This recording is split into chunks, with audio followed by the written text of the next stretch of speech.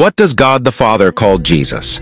So many people do not believe Jesus is God, and they always ask me this question: does the Father acknowledge that Jesus is God, or does he call him God? And my answer is yes.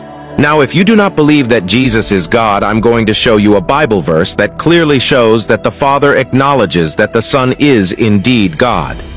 And if you do not believe that Jesus is God after this video, I do not know what would convince you. So we see in the first chapter of Hebrews, verses 5 to 7.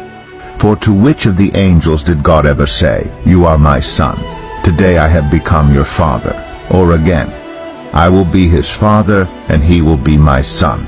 And again, when God brings his firstborn into the world, he says, "Let all God's angels worship him." In speaking of the angels, he says, "He makes his angels spirits, and his servants flames of fire." So we clearly see that God the Father is speaking.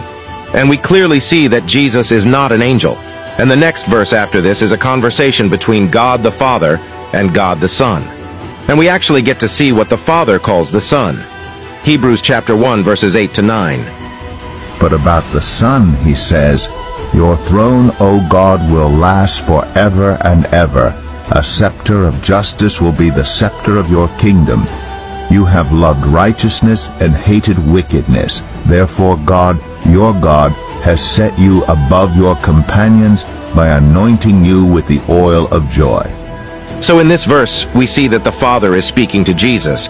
The word "he" in this verse is the Father, and the Father says to Jesus, "Your throne, O God, will last forever and ever."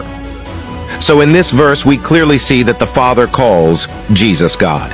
But if we read even a little bit more into this chapter, it talks about how Jesus was the one who created everything. Hebrews chapter 1, verses 10 to 12.